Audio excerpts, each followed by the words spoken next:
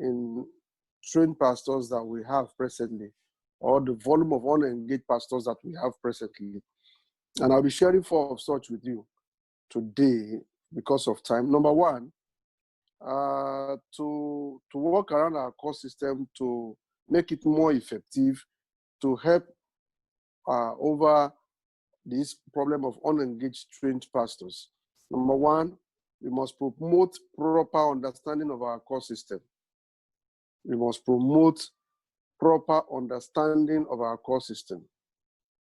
You will, if you take a very good look at the New Testament church, you will discover that every local church is independent, so to speak.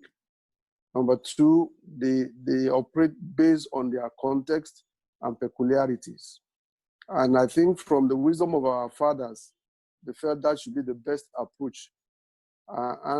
Many times, many of our churches or our church leaders don't understand the significance of this. And there will be very, very strong admonition that people be more educated. But not only on core system, many of our denominational stands are not clearly understood because of the influx of various new generational thoughts and teachings that we have presently. So there's that need to create more awareness, more education and enlightenment on what we stand for, the content of our core system. The second thing that we can do that can help this problem of unengaged trained pastors is that we must put more emphasis on the significance of pastoral ministry in the local church. We have churches that are started and they call them daughter churches or preaching points that have been existing for 3, 4, 5, 6, 7 years. They don't have a pastor. They are led by leaders. If we truly value the place of pastoral leadership, we will engage them.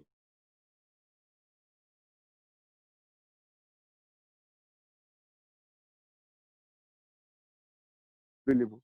And where funds are not available, some of our other churches, other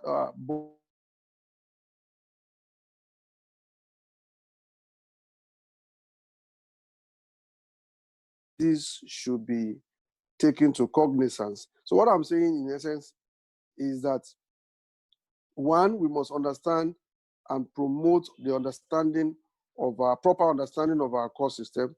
2, we must put essence on the place of pastoral ministry in the local church, so that financial lack will not be the basis of decision making in getting a pastor.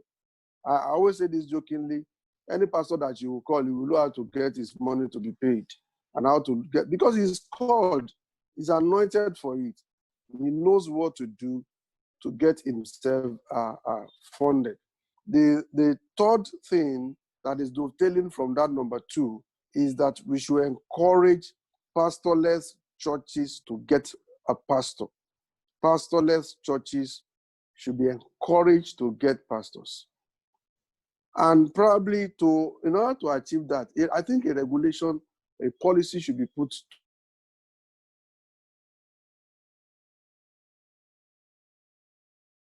In the next 3 months or 6 months, you must get another pastor. Some churches are there 5 years, 6 years, they don't have pastors. This is not fine. This is not fine. So there should be encouragement, and new churches that are planted should equally be encouraged to do same. And the fourth point I'm going to raise tonight is that small and newly planted churches, like I said, should be encouraged to call pastors. And as we are thinking about church planting, we must factor the aspects of the place of the pastor. Experiences have proven that when churches are planted with pastors immediately engaged or not too long engaged, these churches do better. They do very, very, very well.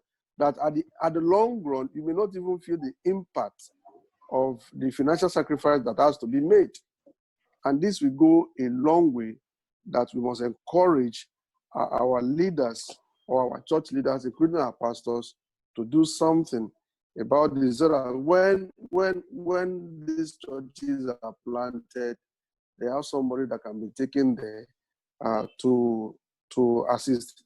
The last one that I would like to also add that can be very, very helpful around our court system is that some of these pastors who are there, who are not yet engaged, like the first speaker said, they should also be educated. They should be educated that those that we are seeing today as big pastors, so to speak, they started from nothing.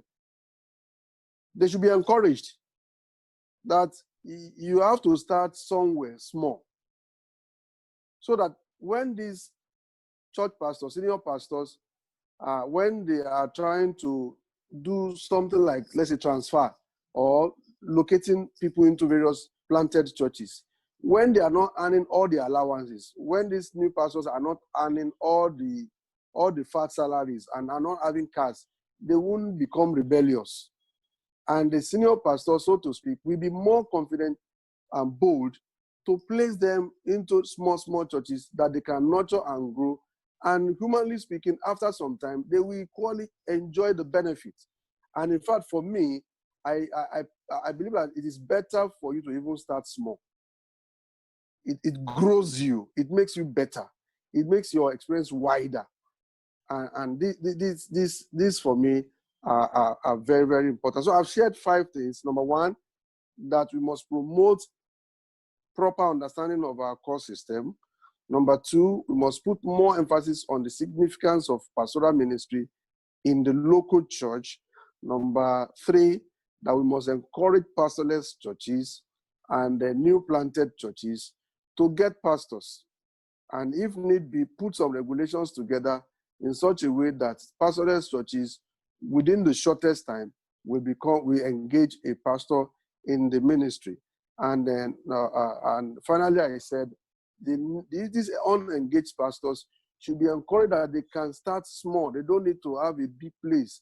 Let them motivate their senior pastors in such a way that it will be free to put them in some of these planted churches, even without earning all the fast salary according to our scheme of service. These are the 5 things I would like to share tonight. Thank you so much, the moderator. We are grateful, sir. Thank you so much for your thoughts. Very articulate and wonderful. And on that last point, I think for me is fighter, because realistically, many people don't want to pastor in small churches. Everybody want to finish and become the senior pastor. Well, everybody may not have that opportunity. And I think this humble heart and very fantastic orientation will help the multi-staff ministry system in our denomination. If our pastors understand that not everybody will start in a big way, and as we start in a small way, God begins to promote us until we become fulfilled in ministry. I think that's very fantastic and important for me. Thank you so much, sir, for your thoughts. The Lord bless you. Just await